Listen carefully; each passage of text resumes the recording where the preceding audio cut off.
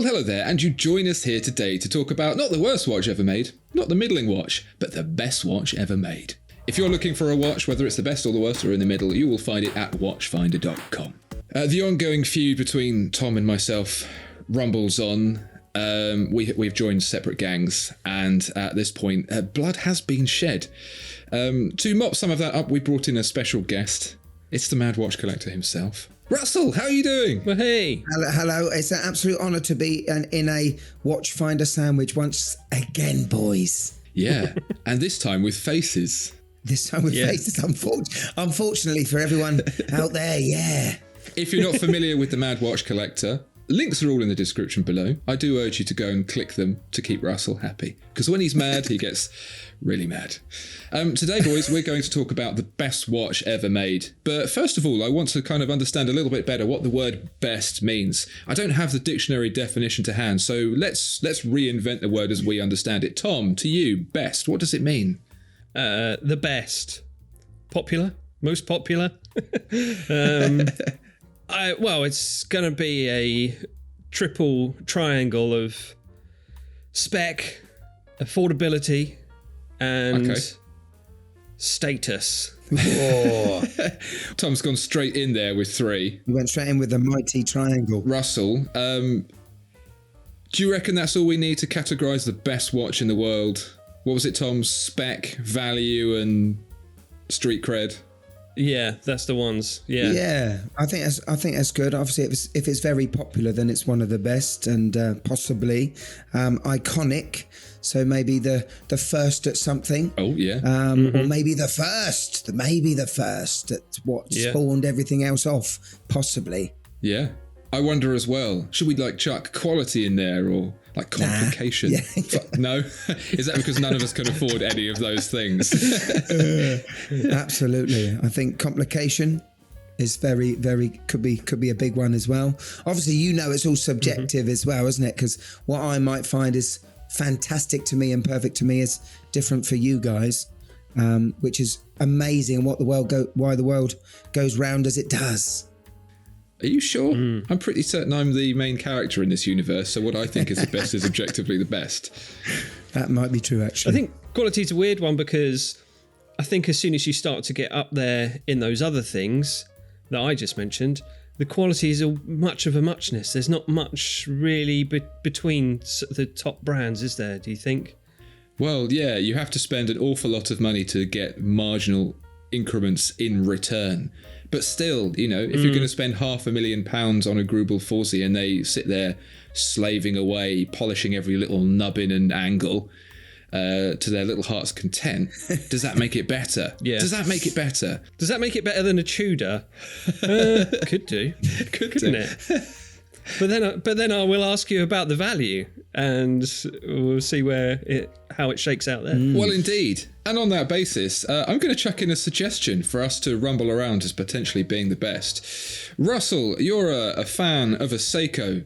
Affordable. Do love a Seiko. Sexy. Absolutely. Affordable. The Seiko SKX, long may it rest in peace, the original. Some might classify that as potentially the best watch ever made. How do you feel about that pitch? Cool, that's a good one. It's certainly a watch that started a lot of us in the hobby, that's for sure. I think back in 96 when it came out first, there wasn't many watches like it. ISO certified dive watch for around £100, £120 back then, and it didn't really go up too much until it was discontinued. But it's an amazing value for, like Tom's saying about value. Value for money with that watch is quite big. It's a very iconic watch to us in the enthusiast game. It had its flaws, so it was a 7S26 movement inside, so there was no hacking or hand winding with the movement. So it's I know, it's just ridiculous. Disgraceful. And a 3 hertz movement, obviously it's ticking away at 21,600 beats per hour. So it definitely had its slight flaws, but it's a watch that I hold dear to my heart as one of my favourite watches of all time. Whether it's the best ever, it's definitely best ever in its class, but whether it's the best all-time watch is up for debate. What do you reckon, Tom?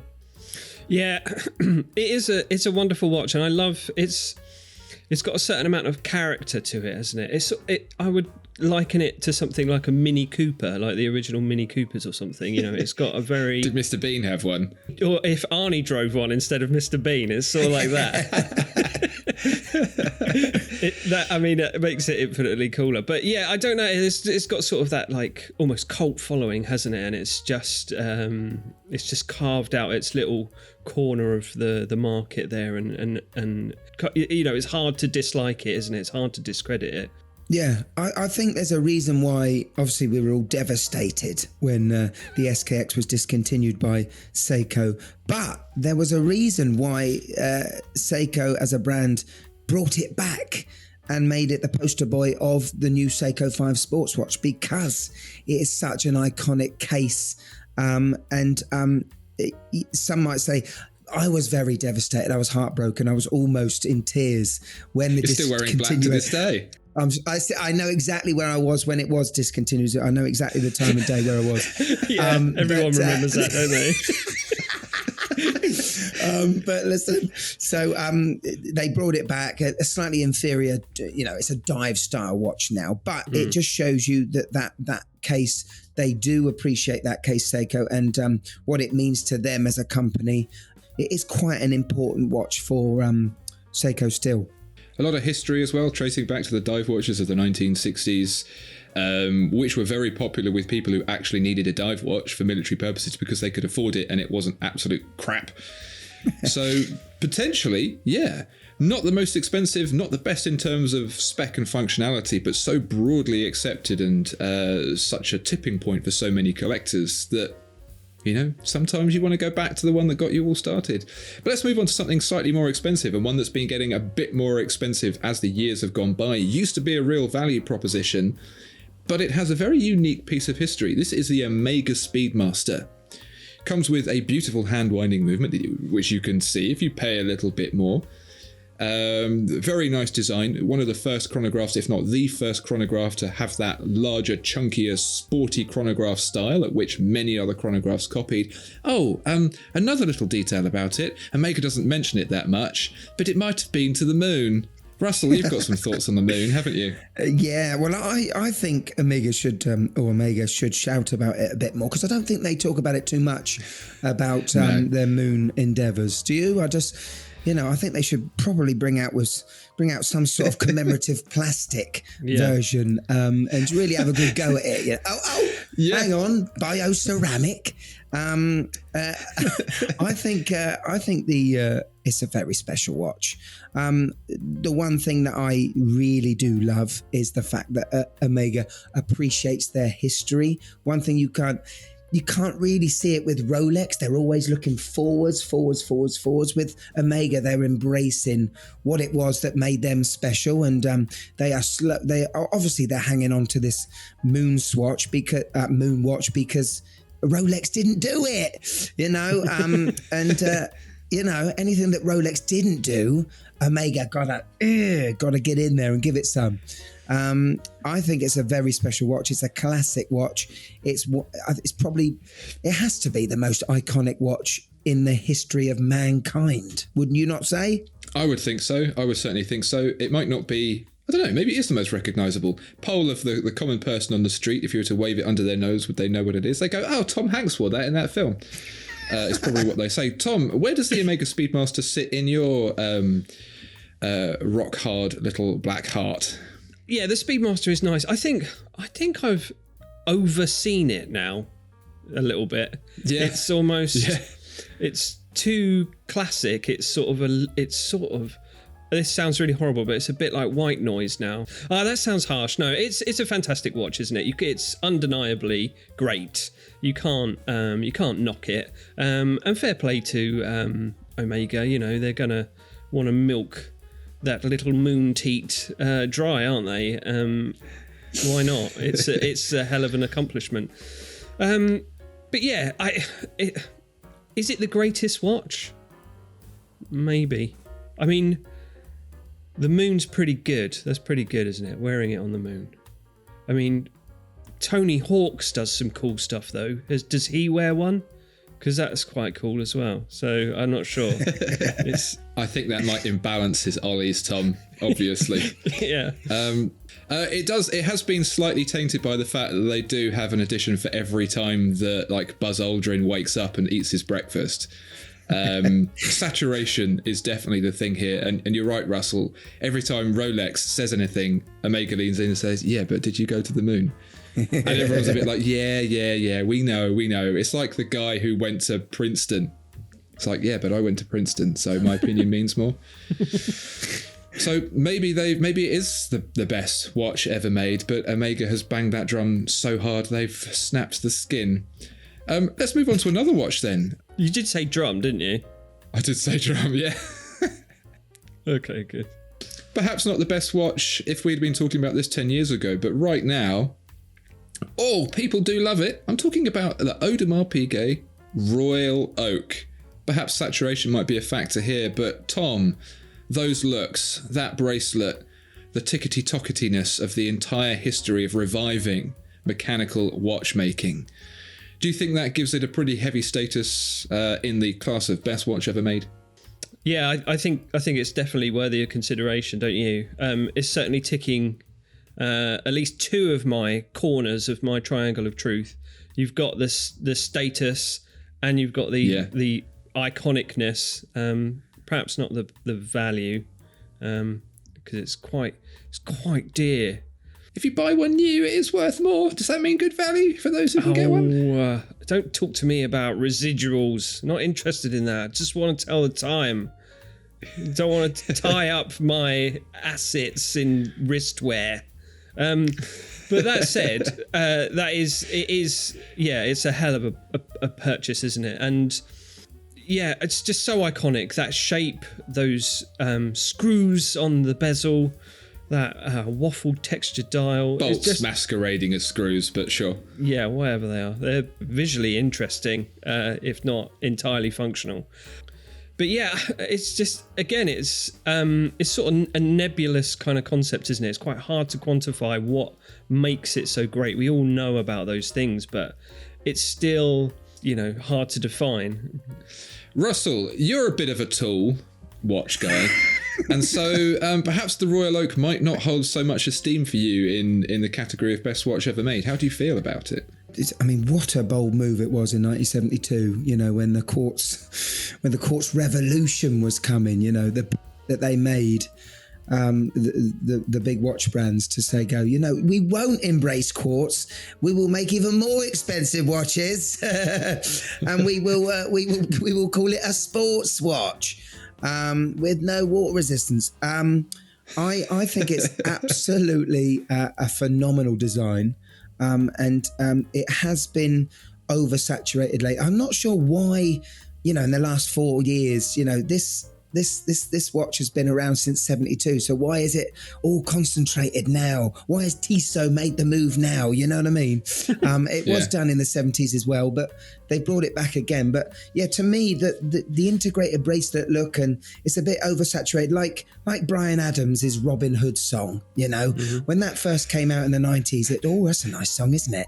And then after the 18th week of it being number one, it's like, get that flipping song out of my ears. So yeah, it's bringing me back good memories of Robin Hood, Prince of Thieves. But I really love the watch. I absolutely adore it. I think it's gorgeous. As a tool watch, obviously it's not really a tool watch, and but as a thing to look at on your wrist, it's very special. Waffle dial. When they did that to start with, they were, what are you doing here? What is this? Now it's, there's a waffle on everything now. But back then, very special. I think it's up there. Definitely up there. I've always liked the Royal Oak. I love the fact that it is just so useless. And that was the thinking behind it. They went, we're not exactly going to compete when it comes to technology with all those computers and LED diodes and stuff. So they went, let's just make something that looks ridiculous. And I actually think that Richard Mille is the modern version of Audemars Piguet's Royal Oak. And in 20 or so years' time, people go, do you remember when pre-Richard Mille, when everything was very sedate, and the most crazy watch out there was like a Royal Oak Offshore. And then post, when everything went bananas, that was a turning point for the idea of conspicuous luxury, because that's what the Royal Oak stood for, wasn't it? Conspicuous luxury. So in one sense, it's kind of vulgar and superficial. And in the other sense, it revived an industry and made these incredible skill sets popular again. And for that, I doff my cap. I used to own one back when they were affordable. Sold it back when it was affordable, and now I can't afford to get it back again. So for that reason, I absolutely hate it. We don't seem to have come any closer, guys, to the best watch ever made. So I'm going to throw one more in the ring before I open up the conversation for suggestions. The Vacheron Constantin 57-260 pocket watch, which is about the size of a small house, has 57 complications and was celebrating the 260th anniversary of Vacheron Constantin. This thing is an absolute beast. You could classify it as the best watch ever made because it literally has the most watchmaking in it. Do you think that's, Tom, a reasonable way to assess this criteria? Yes, that's a different kind of best, I would say. That's the most... Thanks, Mum. It's not everyone gets a medal day best. It's it's the most made watch, isn't it? It's the most watch ever.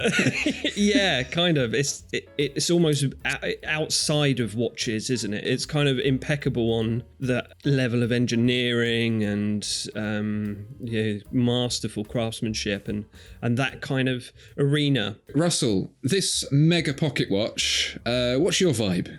I feel like this was involved in a small competition in amongst the watchmakers at that time, you know? It's like, look what I've done. Look what I have created, this beach ball of a pocket watch. Look what we can do with tweezers. Look what I can do. Look what I can do with metal and gears.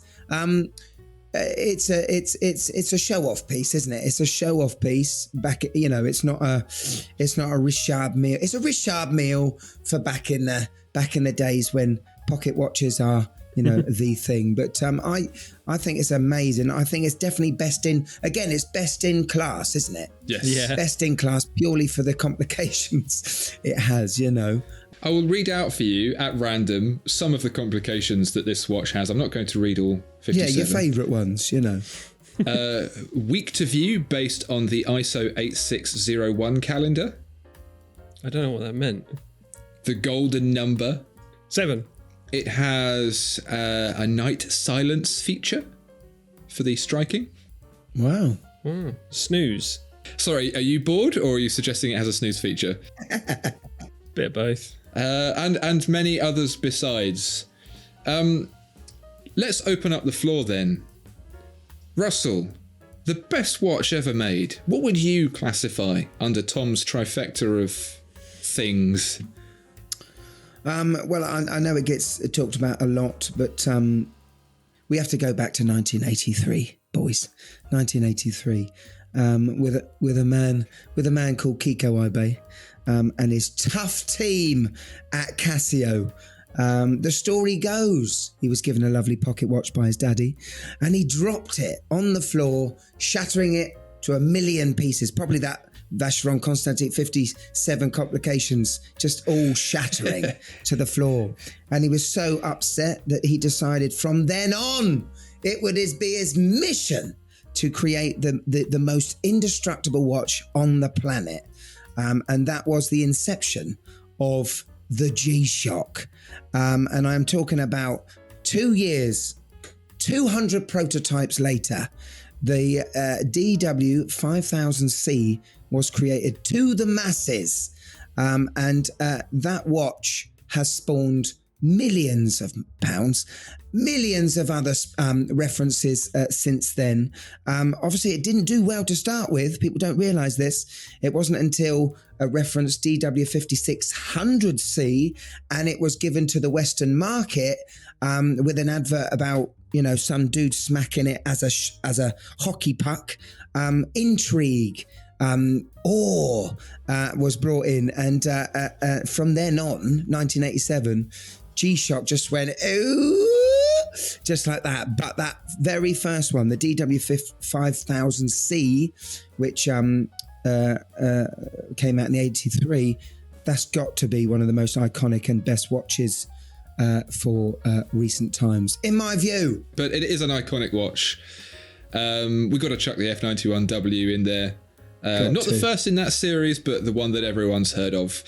Value, fame, functionality, all up the wazoo.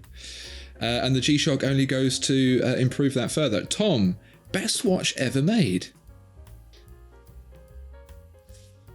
Daytona. I very much disagree with you, but go on. Oh, no, let's just leave it there. If you know, you know. And I think we'll wrap it up there. On that note, the Rolex Daytona is the best watch ever made. If you disagree, there is a lovely comment box below where you can expel your feelings in our direction. Thank you so much, Russell, for joining us. Please click all these little linky poos in the description below, and we will see you next time. Also, go to watchfinder.com and buy stuff.